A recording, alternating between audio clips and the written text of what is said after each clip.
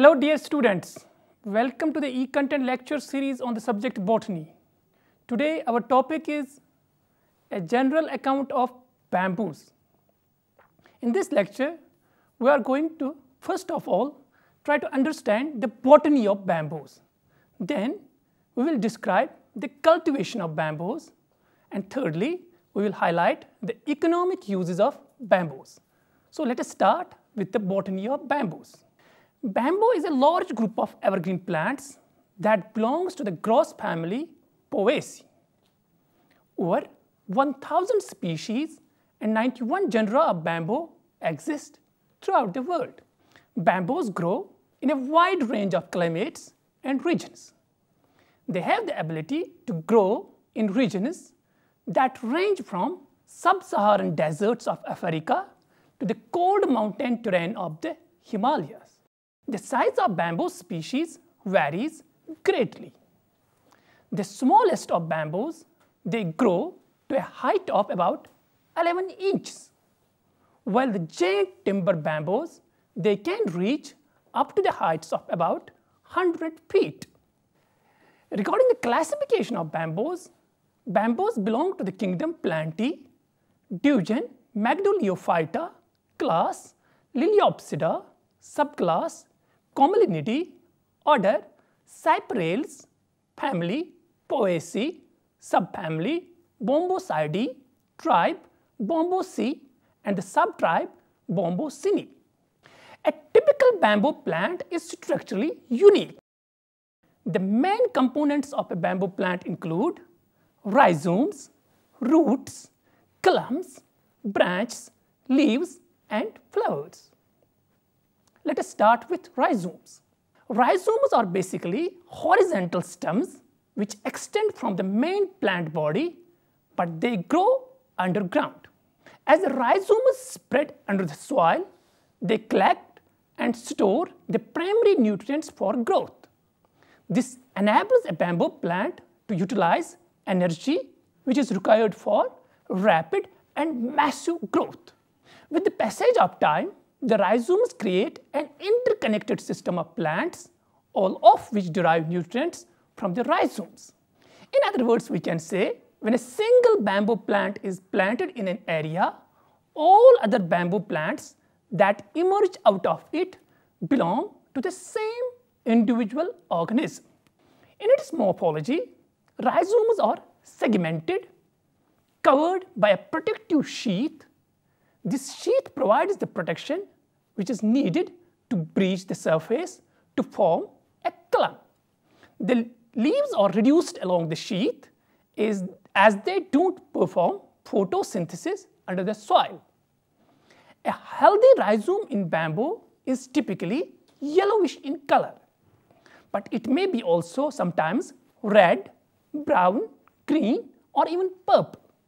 The rhizome system of bamboo is generally divided into two distinct categories. Number first, we call it as pachypomorph rhizome system, or other words, clumping or sympodial. Second type of rhizome system can be leptomorph, also called as running or monopodial.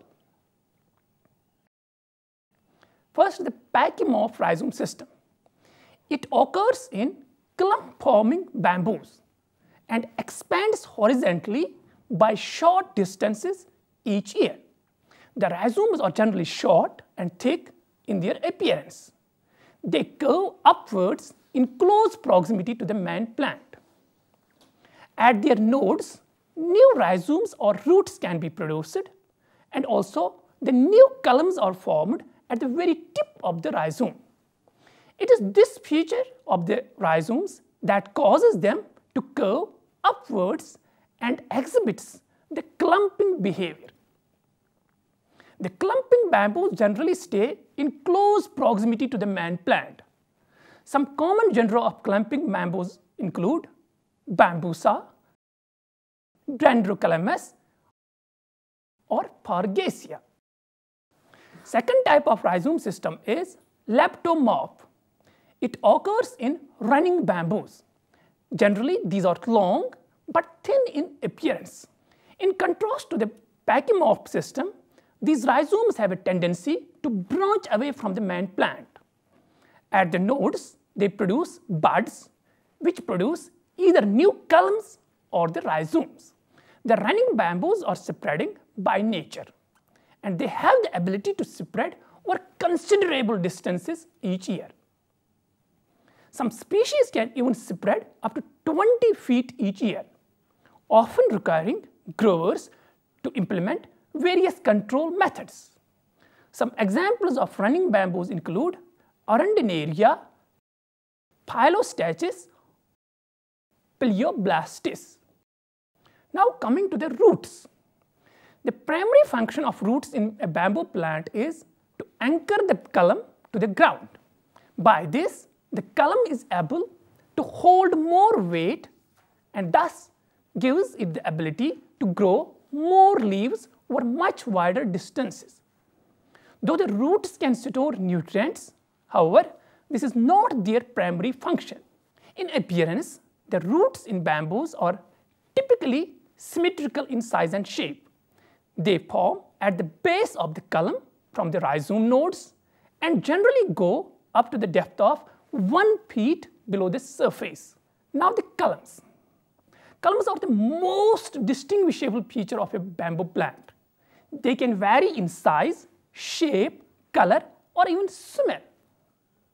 The appearance can range from thick or thin, tall or short, erect or bent, or can exhibit irregular patterns. Most of the columns are rounded in shape, but some species exhibit a square-like appearance. The color of columns also has a wide range of characteristics. Although the majority of the bamboos are green, they can also be brown, black, yellow, or even striped. One of the most popular garden bamboos, what is known as black bamboo, is unique. It has the culms with jet black color. The culms can also vary in their smell. An interesting example is incense bamboo, which has a waxy coat on the culms that emits a pleasant fragrance just similar to the incense. Now the branches. In a bamboo plant, usually when the culms sheath off, branches start to grow from the nodes. The majority of the bamboo species bear multiple branches from a single bud, which is located at the node. Both the timing and the appearance of branches, it varies substantially among different genera. In many running bamboos, such as Phyllostachys, the branches start to grow almost immediately after the protective sheaths fall off. In other types of bamboos, branches may not appear for an entire period. Now another component of a bamboo plant are the leaves. Leaves are present at the main portion of the bamboo plant, such as rhizomes, culm, and branches.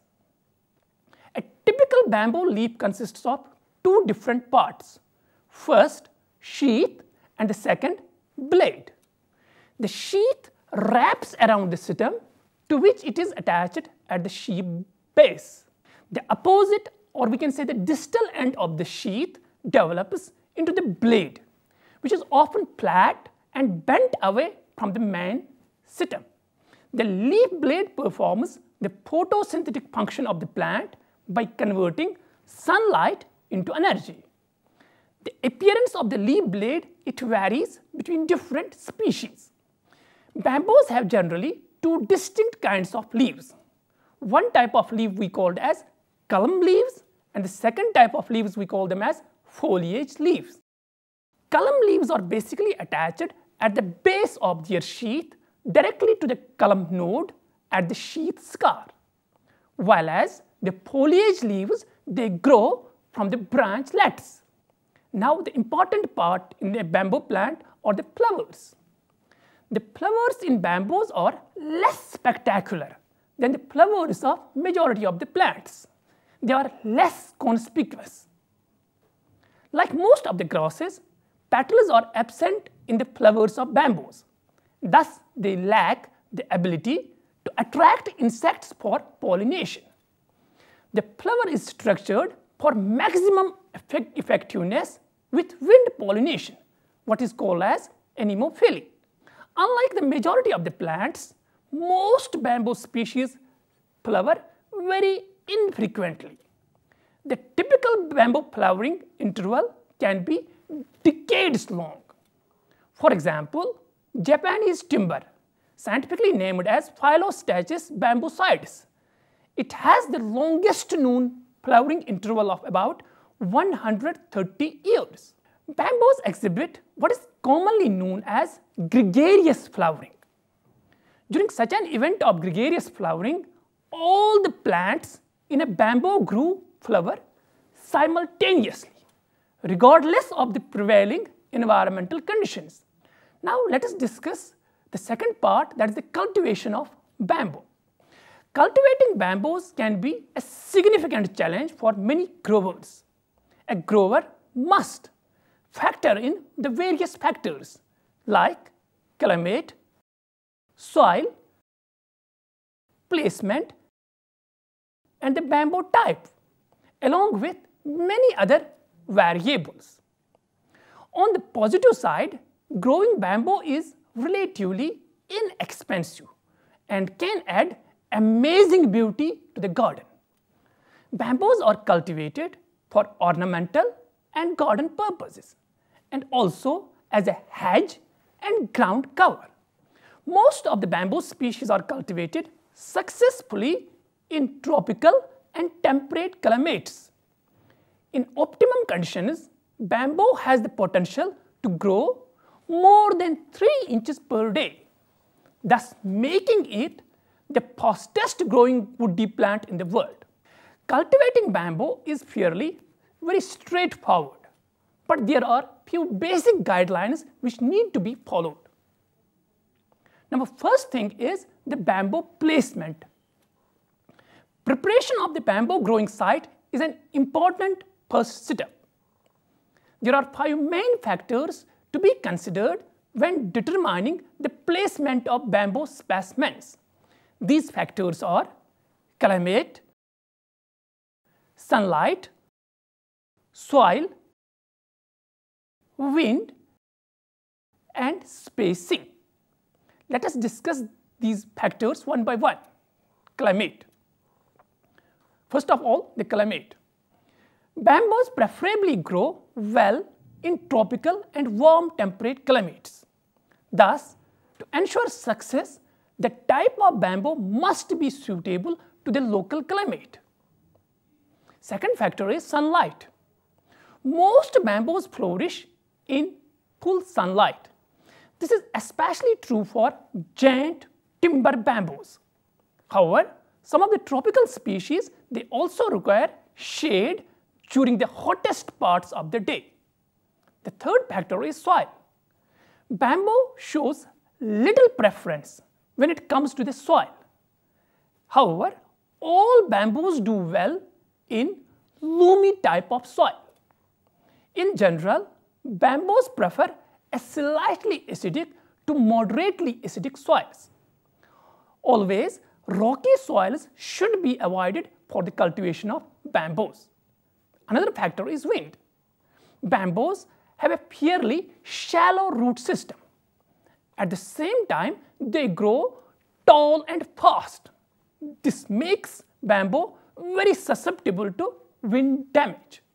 That's why fast winds have the potential to uproot a bamboo plant and can also lead to dehydration. That's why growing bamboos on lands with surrounding hedges or trees provide wind protection. Another factor is spacing. Spacing multiple bamboo plants is extremely important. The general rule is to space the bamboo 3 to 5 feet from each other. Now, little bit about maintenance of bamboo which we grow outdoor. Bamboo is basically an aggressive plant and requires general maintenance throughout the year. Some of these maintenance tasks which need to be taken into consideration include, number first, watering, fertilizer, thinning and pruning, controlling its spread, more particularly in running bamboos, and also winter protection. After discussing the maintenance of bamboos outdoors, now let us discuss the maintenance of potted bamboo indoors. As we know, bamboo is a beautiful plant to be kept in the houses or in offices, and it thrives well under the suitable conditions. Therefore, the right pottery of bamboos will give a house or an office a very organic and inviting look. Some general guidelines which need to be followed for growing bamboos indoors are, first of all, the sunlight, watering, fertilizer, and very important, repotting. Now let us discuss the third part of today's lecture, that is economic importance of bamboos. As we know, bamboo is an evergreen plant and also it is the fastest growing woody perennial on the planet Earth. And that's why some of the giant species can grow up to 4 feet per day. Bamboo is found, in fact, on nearly every continent in the world and has therefore a wide range of economic importance. The bamboo products are used extensively in modern world, and its usage has been growing rapidly in recent years. In the year 2012, the bamboo goods industry is expected to be worth about 25 billion US dollars. Bamboo is an easily renewable resource and its cultivation is beneficial to the environment. That means it's an eco-friendly. A bamboo grove can create 5 times more biomaterial, or in other words biomass, than a typical pine forest, thus making it most beneficial to the environment. Bamboo has both economic and decorative uses. In many parts of the world, it is used as food, fodder, the primary construction material, and also for making great variety of useful objects. On the one side, kitchen tools to paper and dinnerware. The different species of bamboos are commonly used for furniture, construction, musical instruments, and many more things. The varying appearance of bamboo makes it as an ideal choice for ornamental and landscaping purposes. Some of the important uses of bamboos are, number first, bamboo as food. The shoots, especially the young shoots of bamboo, that is the new columns that emerge out of the soil, they are highly edible. That's why they are used in numerous dishes. They are available in various sliced forms, both as fresh and also in canned versions. Bamboo is also used as a construction material. Bamboo used in construction is first of all pre-treated to resist it against insects and fungal rot. Most common method is to treat the bamboo with a mixture of borax and boric acid. Bamboo is primarily used as a supplemental and sometimes decorative element in buildings, such as fencing, bridges, and gutters. Bamboo has been extensively used as reinforcement for concrete, and in many cases, bamboo is also used to make huge ladders. In fact, the laminated bamboo products are used in flooring, cabinet making, furniture, or even in decorations. These laminated bamboos are currently gaining wide popularity. Now, one more important use of bamboos is bamboo as medicine. In Chinese medicine, bamboo is used for treating various infections and also to heal the various types of wounds. It is used as a tonic against respiratory diseases in Ayurveda and Unani system of medicines. Some other uses of bamboos are in India, China, and other Southeast Asian countries, where the bamboo pulps are used in printing and also in making writing papers. The most common bamboo species which are used for paper making are Dendrocalamus asper and Bambo bilumania. Due to its flexibility, bamboo is also used to make various types of musical instruments, arches, sticks, and fishing rods. In fact, the cultural significance of bamboo is quite profound, and it has been well documented in Asian history. For instance, bamboo was extensively used as a writing medium in ancient Chinese literature. Dear students, in today's lecture, we discussed the various aspects of bamboos. In particular, we discussed the botany of bamboos, then we discussed the cultivation of bamboos, and lastly, we discussed the economic importance of bamboos. Hope you have enjoyed today's lecture. For today, I will take your leave now. Goodbye.